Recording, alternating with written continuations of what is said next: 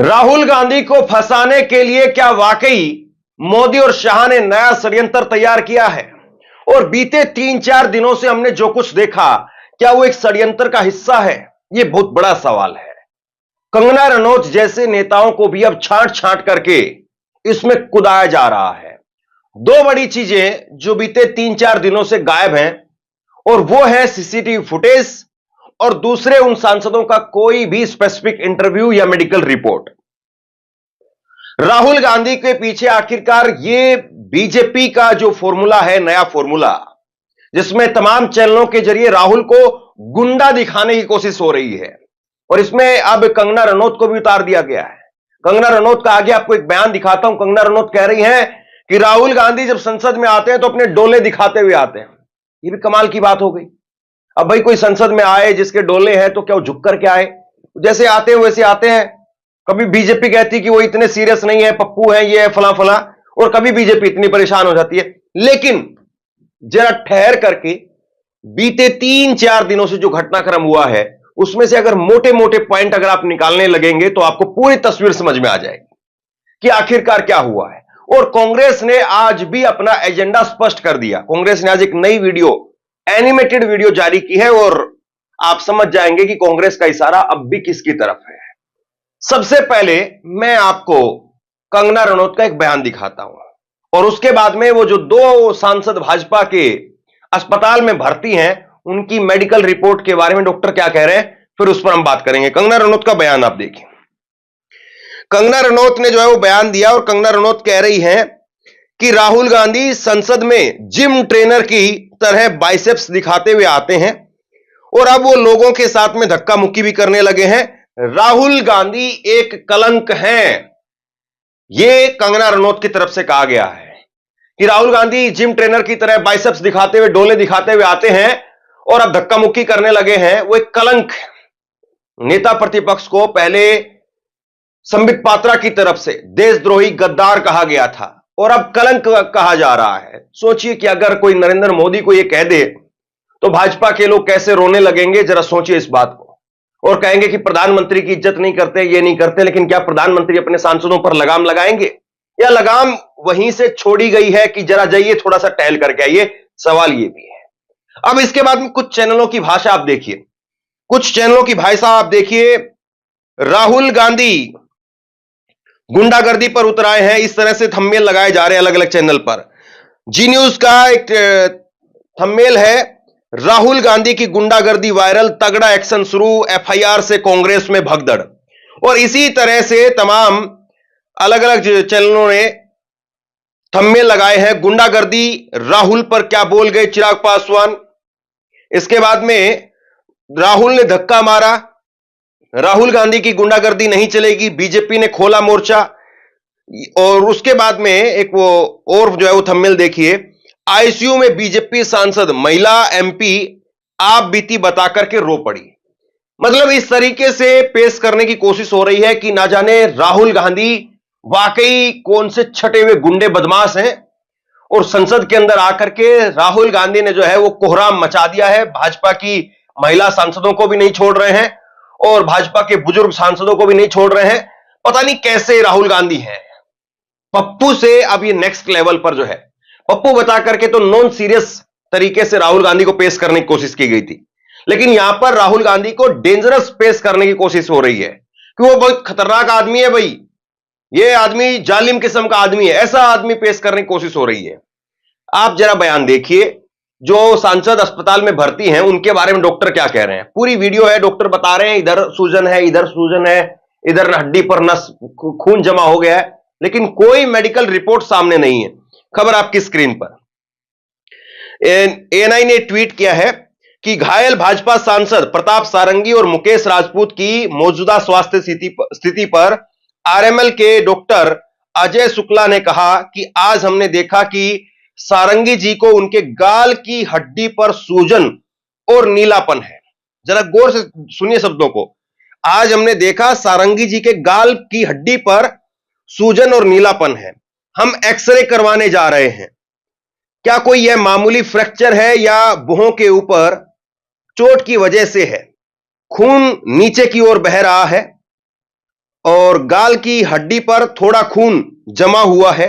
मुकेश राजपूत को अभी भी थोड़ा चक्कर आ रहा है, वह असहज महसूस कर रहे हैं, हम उनकी निगरानी कर रहे हैं। देखिए, ये डॉक्टर साहब हैं, नाम है अजय शुक्ला, और शुक्ला साहब ये स्टेटमेंट अपने से दे रहे हैं या देने के लिए बोला गया है, ये तो यही बता सकते हैं।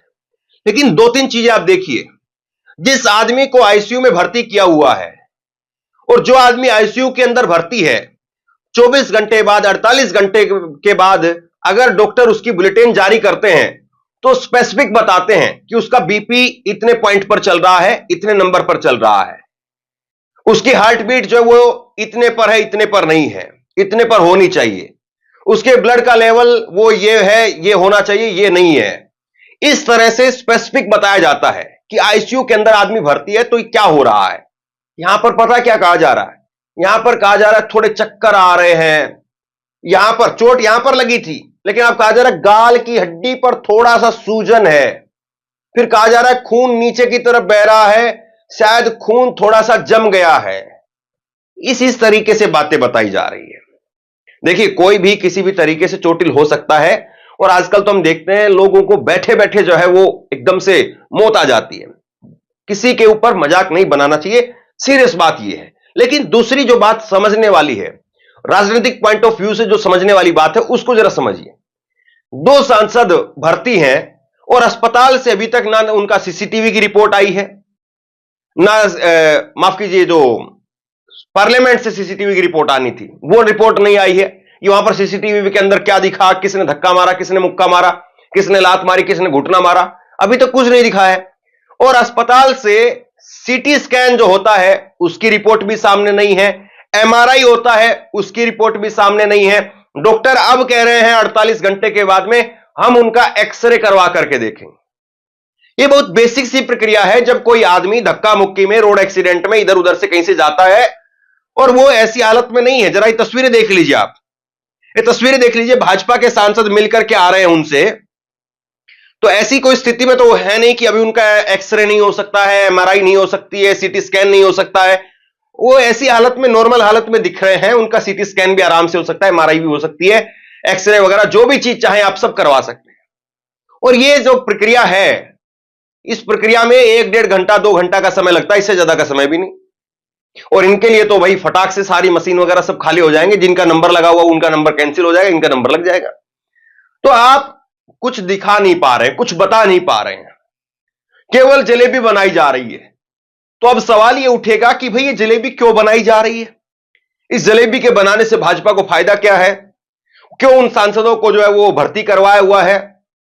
देखिए, इसके पीछे जो है वो राहुल गांधी को लेकर के जो एफआईआर करवाई गई है, 7 धाराओं में राहुल गांधी को लेकर के एफआईआर कराई गई है। आपकी स्क्रीन पर देखिए, 7 अलग अलग धाराओं में उनके खिलाफ जो है वो एफआईआर दर्ज करवाई गई है, और राहुल गांधी को कोशिश ये की जा रही है कि जेल भेज दिया जाए एक बार किसी न किसी तरीके से, चाहे वो भले ही जेल से जमानत लेकर के आ जाएंगे, चाहे वो थाने से जमानत लेकर के आ जाए, लेकिन एक खौफ पैदा कर दिया जाए, डर का माहौल जो पैदा कर दिया जाए कि भाई राहुल गांधी को लपेट सकते तो किसी को भी लपेट देंगे। पहली बात, चलिए इस बात को भी किनारे रख देते 1 मिनट के लिए। अब जरा देखिए मामला क्या था। संसद जब शुरू हुई उस वक्त में अमेरिका के अंदर मामला आया था। राहुल गांधी ने कहा था कि अडानी को लेकर के अमेरिका की कोर्ट ने कुछ आरोप जो है वो चार्जशीट उनको लेकर के दाखिल की है, और ऐसे में भारत की सरकार उनको लेकर के जांच करवाए। असली मामला वो है। अब जरा ये वीडियो देखिए जो कांग्रेस पार्टी ने आज एनिमेटेड वीडियो जारी की है।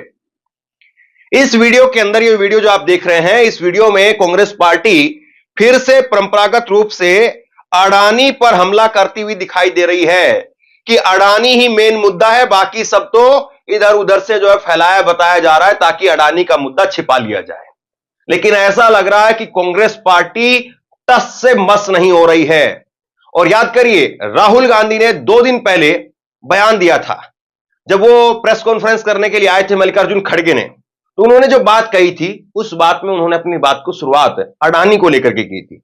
क्या कहा था राहुल गांधी ने, जरा देखिए आपकी स्क्रीन पर। राहुल गांधी ने उस वक्त में कहा था कि यह मुद्दा जो है वो अडानी को लेकर के है, यह मुद्दा अडानी को लेकर के है। कुछ दिन पहले अडानी पर अमेरिका में केस दर्ज होने का मामला आया, जिस पर पूरे समय बीजेपी ने सदन में चर्चा नहीं होने दी। फिर अमित शाह जी का अंबेडकर पर बयान आया, हम शुरू से कहते आए हैं कि बीजेपी आरएसएस की सोच संविधान विरोधी और अंबेडकर जी के खिलाफ है। बीजेपी और आरएसएस के लोग बाबा साहब अंबेडकर जी के योगदान को मिटाना चाहते हैं। अंबेडकर जी के प्रति उनकी सोच है, उसे उन्होंने सबके सामने रख दिया है। हमने अमित शाह से इस्तीफा मांगा है, लेकिन वो नहीं हुआ। आज फिर से उन्होंने मुद्दा भटकाने का काम किया। हम अंबेडकर जी की प्रतिमा से संसद की ओर शांति से जा रहे थे। संसद की सीढ़ियों पर बीजेपी के सांसद खड़े थे, उन्होंने हमें अंदर नहीं जाने दिया। इन्होंने अंबेडकर जी का अपमान किया, उस पर अमित शाह जी माफी मांगे और इस्तीफा दे। बीजेपी जिस मुद्दे को भटकाना चाहती है वो अडानी का केस है, जिस पर यह चर्चा नहीं होने देना चाहते हैं। अडानी को नरेंद्र मोदी हिंदुस्तान बेच रहे हैं। मेन इशू शुरुआत हुई पार्लियामेंट से कुछ दिन पहले। अदानी जी का वो यूएस में केस आया और पूरे टाइम बीजेपी ने उस पर डिस्कशन रोकने की कोशिश की। और बीजेपी की बेसिक स्ट्रैटेजी थी कि ये अदानी का जो मामला है इसकी कोई चर्चा ना हो, इसका कोई डिस्कशन ना हो, ये दब जाए। और शुरुआत में इन्होंने ये फुल टाइम इनका काम था, कभी कुछ डिस्ट्रैक्शन करते हैं, कभी कुछ डिस्ट्रैक्शन करते हैं।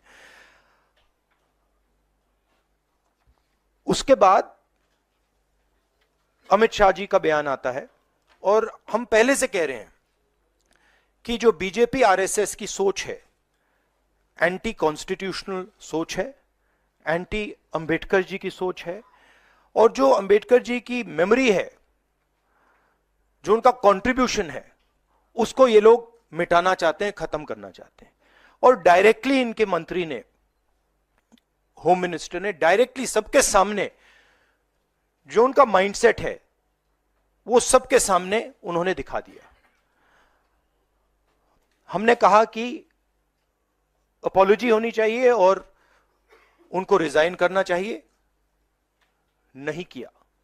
और आज फिर से इन्होंने एक नया डिस्ट्रैक्शन शुरू किया है। हम अंबेडकर जी की स्टैचू से सारे एमपी शांति से पार्लियामेंट हाउस जा रहे थे। पार्लियामेंट हाउस के सीढ़ियों पे बीजेपी के एमपी लकड़ियां लिए हमारे सामने खड़े होते हैं, हमें अंदर नहीं जाने देते हैं। और उसके बाद अब ये थोड़ा सा अपना फिर से डिस्ट्रैक्शन करने की कोशिश कर रहे हैं। रियलिटी ये है, इन्होंने अंबेडकर जी का अपमान किया है, उसकी अपॉलॉजी होनी चाहिए और रिजाइन करना चाहिए होम मिनिस्टर को। और जो मेन मुद्दा है जिसको ये मिटाना चाह रहे हैं, घुमाना चाह रहे हैं, मेन मुद्दा है कि नरेंद्र मोदी जी के मित्र अदानी जी के खिलाफ यूनाइटेड स्टेट्स में केस है, उनको वहां इंडाइट किया गया है और अदानी जी को नरेंद्र मोदी जी हिंदुस्तान बेच रहे हैं।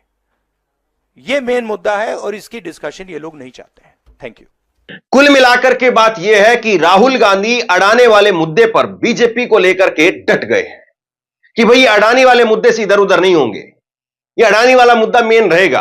आप बाबा साहब भीमराव अंबेडकर का अपमान कर रहे हैं, पूरे देश में हम प्रोटेस्ट करेंगे, कांग्रेस पार्टी पूरे देश में प्रोटेस्ट कर भी रही है, लगातार ये चलते रहेंगे। लेकिन अडानी वाला मुद्दा जो बीजेपी चाह रही थी कि उससे ध्यान हट करके इस पर चला जाए और थोड़ा बहुत उसका नुकसान भी होगा, लेकिन बड़ा नुकसान बच जाएगा।